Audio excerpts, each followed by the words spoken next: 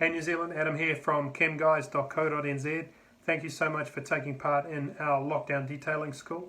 We're getting quite a few questions come through. Keep them coming through, that's awesome. A lot of those I wanted to answer here. We've got people like Arn, shout out to Arn, asking questions about paint defects. We're getting questions about scratches and swirls and water spots, and pretty much all falling into that same category of I've got a defect in my car, I'm not sure what approach to take. So I just wanted to take a real simple step through this and talk about the way I would approach it and the thought process there and why that is. So I've drawn up here a picture of the paint of your car. You've got the metal, you've got a few layers of base coat, and then you've got hopefully quite a few layers of clear coat over the top of that. Now, I find the most simplest thing when you're starting off looking at the defect is to understand, is it something on the surface of the paint that you can remove, or is it something that's etched into the paint, or it's a cut or a swirl or a scratch that has taken away the clear coat? Because if it's on the surface, you can take it away, but if it has already taken the clear coat away, then you can't put back what's been taken away. So understanding that first off, because if it's on the surface, then I would recommend trying some much less aggressive things first off before trying polishing, for example. So I would be trying claying with clay lube. We'll get a lot of that surface stuff off. Or for water spots, I'd really recommend trying heavy duty water spot remover. That is an amazing product, and that'll it's designed to work with the minerals in the water spots to make it easy to remove those from your paint. That said, if the water spots have been on there for a while, they may have etched chemically into your paint and damaged your clear coat. I would still use the water spot remover to remove them first and to have a look, and then if there is removed clear coat, then I would look at my options there. So if you've got a scratch, if you've got a swirl, if you've got etching and there's missing clear coat, one solution to remove that is to polish, and polishing is removing paint. That's the simplest way to look at it. A good way to visualize it is think about having a natural wooden table, and then some guy comes along with a screwdriver and puts a big gark in it. The way to fix that would be to sand the surface of the table down so that the bottom or the top of the surface is now at or around the bottom of that gark. And in doing so, though, you have removed a little bit of the wood of your table, but now you've got a nice flat surface and it looks like a new table.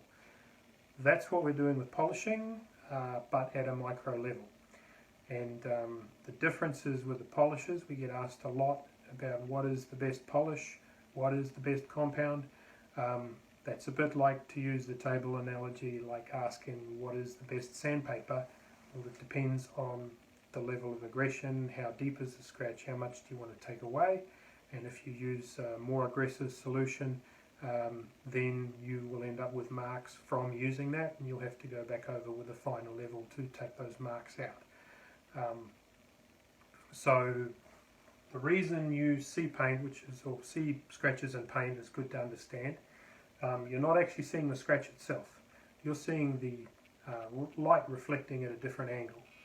So when the sun, you always got to have a sun in your picture.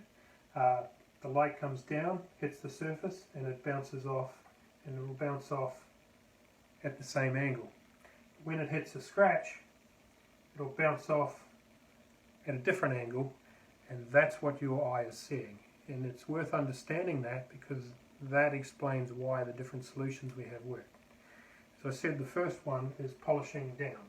So if I look at these smaller scratches over here, because it's a bit simpler, if we lowered the surface of the paint to here,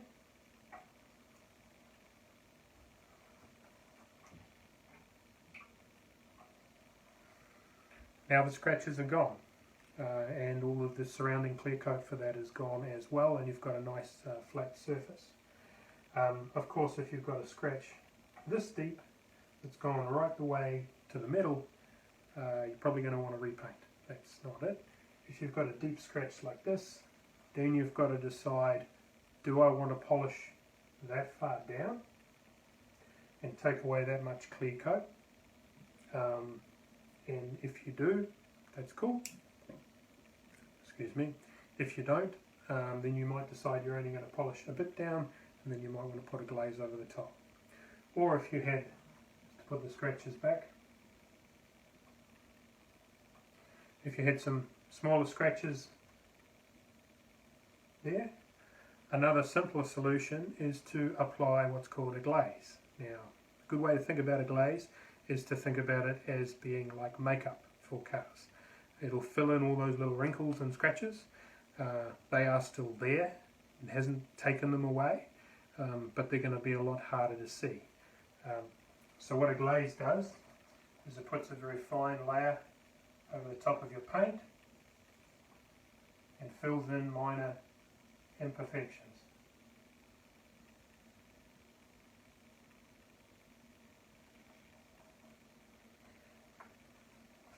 They're still there.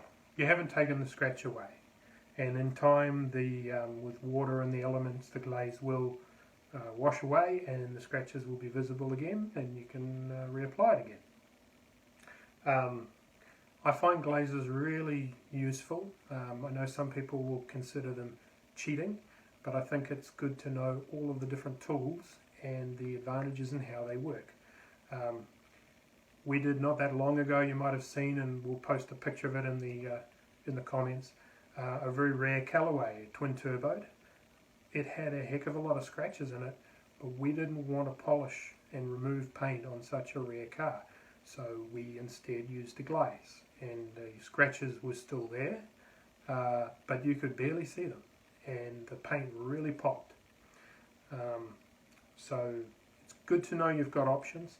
Glazes are especially helpful when you don't have much time. You might be going to a car show and you don't have, a whole lot of time to polish and get that out there, when you just really want to get that mirror shine really, really quick. Now we have a range of glazes. I'm a big fan of black light for black cars and white light for white cars. If you've got a white or black car, check those out. They are awesome products. But if you've got for any coloured car, our ultimate glaze is one we use a lot when we are doing show cars. But another great product is the wet mirror finish. It is, it's amazing. It just really, my father used it recently on an Oldsmobile, and really made the paint pop. Glazes don't just hide the scratches, but they also will add a real mirror shine to the paint and really make it pop. And really cool. A lot of people don't use glazes, and it's a great trick to have in your arsenal there. Yeah, so I think that covers off those main questions. Applying a glaze. I would be just using a pad like this. You've seen it in the videos. If not, have a look back. We covered it off. We're going to be putting all of the classes in one spot on our website soon. So look out for that. We'll post it when that happens in the comments below. But effectively, use an applicator like this, and you just apply it like that, very, very quickly. Leave it to dry. Do it by hand. I've got, I think, 4 machines at home. I still use it. I still put on my glazes by hand. I don't find it any quicker doing it by machine. You're just spreading it out. You don't have to work it in, and just a thin layer over it. Only on the paint, not on the glass. Leave it, and then buff the excess off. That was another question someone had with the glass, with the different cloths for buffing off. When I'm removing polishes, waxes, glazes, I use the workhorse towels, and that's a blue one for glass. I try and color code green for exterior. We also have a happy ending towel. Now the happy ending towels are a lot softer and really nice. I like using those for a quick clean down with speed wipe at a show. But the workhorse have got like tiny little hooks on the end of them, so I find them much more effective at taking polish off and make that job a lot easier. Another question someone had was, what's the best polish? And like we said before, it depends. There is no best polish in the Chemical Guys range. They're all the same quality. They're all really good polishes, but it's depending on that aggression of how much polish or how much paint you want to take away. My go-to is an orange or green pad with the V36, and I find that's about as aggressive as I can go on most paint and get away with a single stage polish, or which is just polishing one time. And when you're doing it, you know, all the time, you want to get it done as quick and easy as you can. But if there are deeper scratches, I would then go in with something more aggressive and maybe a yellow pad. And but in doing so, by being more aggressive, I'm going to have swirl marks from the polishing process itself, and I'll have to go back over with a much finer polish to take those out in what they call a two-step polish. That's what people refer to there. You can do a three-step, two-step, one-step polish, but if you can get away with a one-step, then that's a better solution.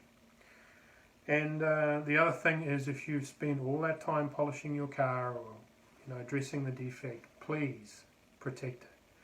Whether that's putting over butter wet wax or jet seal and butter wet wax over the top, which is one of my go-tos.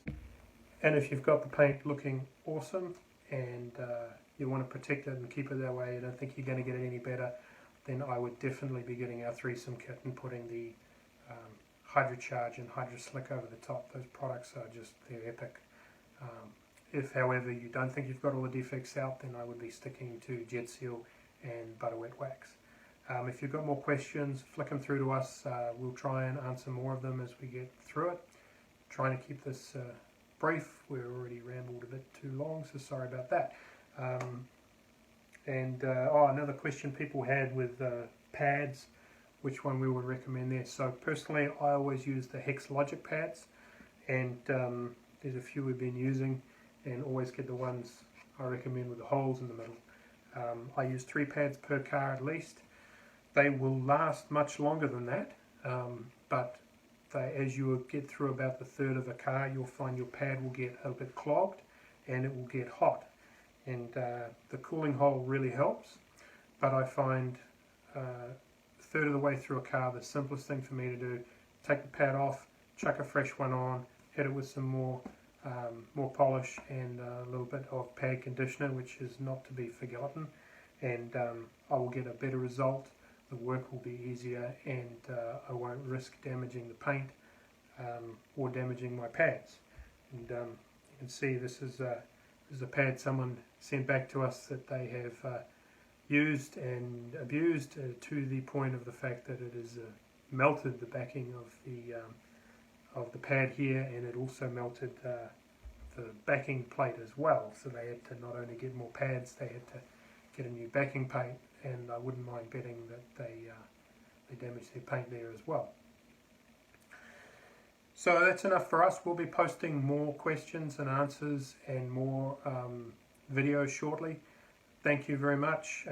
Stay safe, stay at home, and thank you for being part of the Chemical Guys family in New Zealand. We really appreciate it. See ya.